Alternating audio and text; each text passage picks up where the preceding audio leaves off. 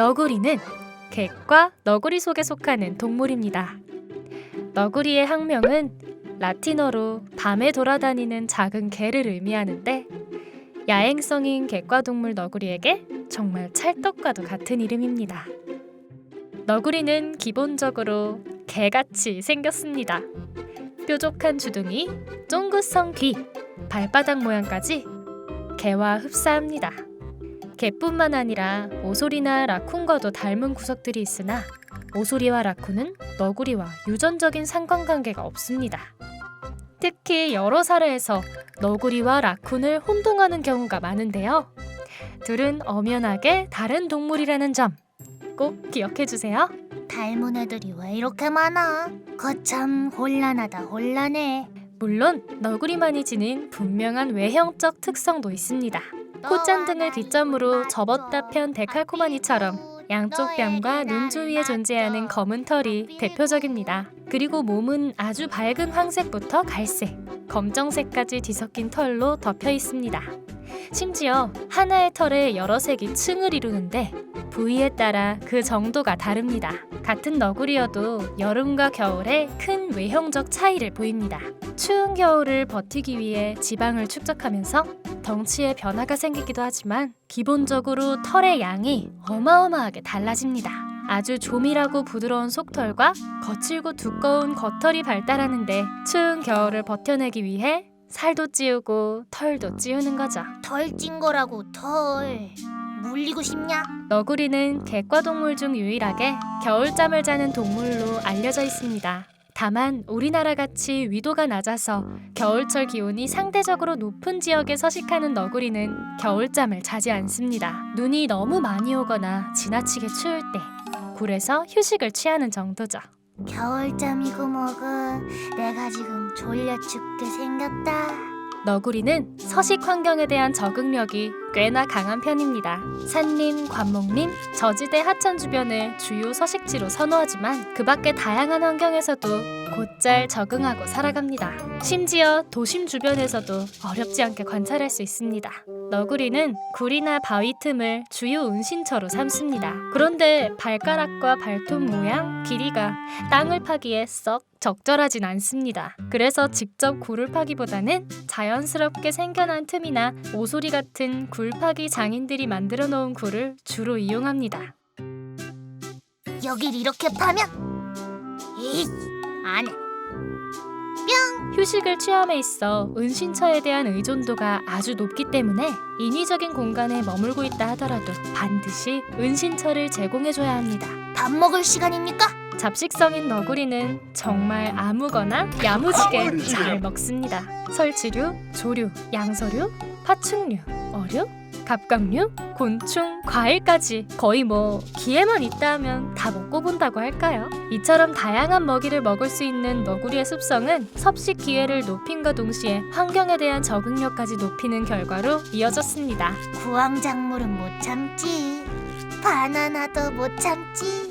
특히 계절에 따라 환경이 변하면서 구할 수 있는 먹이원이 한정되는데 너구리는 계절에 따른 주요 먹이를 바꿔가면서 그마저도 잘 적응할 수 있었습니다. 너구리는 거의 모든 활동에 있어 후각 의존도가 높습니다. 잠을 자는 시간을 제외하고는 온종일 킁킁거림을 멈추지 않습니다. 또 후각을 다른 개체와의 소통에 활용하기도 합니다. 채취, 배설물, 분비물의 냄새를 통해 나를 알리고 다른 개체를 확인하는 거죠. 여기 지금 딴 놈이 다녀갔잖아. 아직도 모르겠어? 심지어 너구리는 여러 개체가 함께 사용하는 공중 화장실을 통해 서로의 소식을 묻고 의사를 전달하며 소통하기도 합니다. 너구리는 일부 일처제를 유지하는 동물입니다. 그 사랑 뿜뿜의 결실로 2달 정도의 임신 기간을 거쳐 에템, 냉큼 안으로 들어오시게나? 아이 몰라. 내년 5월 즈음에 4에서 10마리 정도의 새끼를 낳습니다. 태어나고 2주 미만의 새끼들은 짙은 갈색 털로만 덮여 있는데 이때의 새끼 너구리를 보신 분들은 어미와 사뭇 다른 모습의 곰새끼가 아니냐며 깜짝 놀라기도 하십니다. 새끼들은 4, 5개월 동안 어미에게 보호받으며 성장하고 9월이나 10월쯤 독립을 하게 됩니다. 독립해서도 잘 살아야 한다 얘들아. 근데 님 우리 엄마 맞아요? Nope. 한 마리 너구리로서의 삶이 본격적으로 시작되는 거죠. 아무리 너구리가 뭐든 잘 먹고 환경 적응력이 높다고는 하지만 오늘날의 너구리가 마냥 순탄한 삶을 살고 있는 것만은 아닙니다. 너구리를 위협하는 가장 주요한 원인 중 하나는 차량 충돌 사고입니다. 우리나라는 국토 면적에 비해 도로가 상당히 많은 나라로 손꼽힙니다.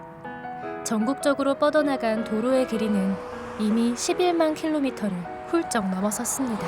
도로는 경제 발전의 밑거름이 되고 우리 삶을 편리하게 해줬지만 야생동물에겐 충돌 사고를 포함해 서식지 단절, 환경 오염을 가속화했습니다.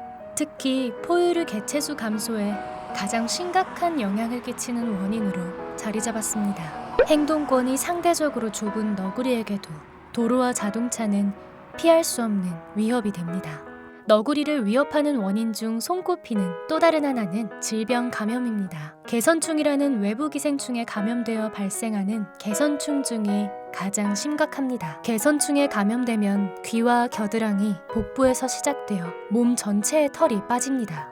그러면서 심한 가려움증과 표피박리, 피부염이 발생하는데 이로 인해 정상적인 생활 자체가 불가능해집니다. 결과적으로 심각한 영양결핍, 탈수, 면역력 저하에 따른 감염, 저체온증 등으로 목숨을 잃게 됩니다. 너구리가 특히 개선충 감염에 취약한 것은 굴과 같은 밀폐된 은신처를 배우자나 새끼와 함께 공유하면서 다른 개체에게 전파될 가능성이 높기 때문입니다. 감염 정도가 심하지 않을 때 구조할 수 있다면 치료 가능성은 높습니다만 문제는 중증에 빠지고 나서야 관찰되거나 구조될 가능성이 높다는 점입니다. 개홍역이나 광견병 역시 너구리에게 치명적인 질병입니다. 특히 광견병은 사람이나 개, 가축에게 전염될 시 치명적이기에 주의를 기울여야 하는데 우리나라에서도 광견병에 감염된 너구리가 드물지만 확인되기도 했습니다. 중국에선 너구리를 대규모로 사육하면서 그 모피를 상업적으로 이용하고 있습니다. 지나치게 열악한 사육 환경이나 모피를 얻는 과정에서 발생하는 비윤리적인 문제를 담은 다큐멘터리가 국내에 소개되기도 했습니다.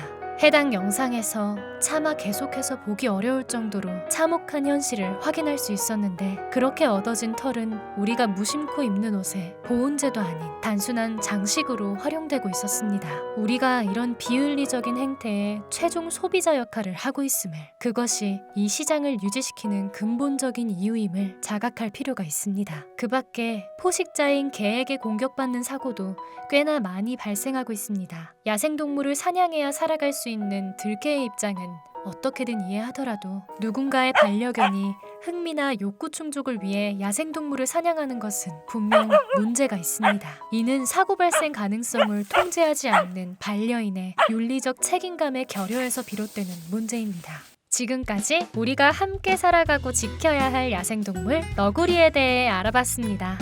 그 어떤 야생동물보다 우리에게 무척이나 친숙해진 동물이지만 그들이 어떤 동물이고 어떻게 살아가고 있는지 관심을 갖는 사람은 많지 않은 게 사실입니다. 보다 많은 사람들이 우리 주변에 함께 살아가는 야생동물의 삶에 관심을 가져주실 수 있기를 감히 기대해봅니다. 마찬가지로 너구리의 삶에도 많은 관심을 부탁드릴게요. 그래 주실 거죠?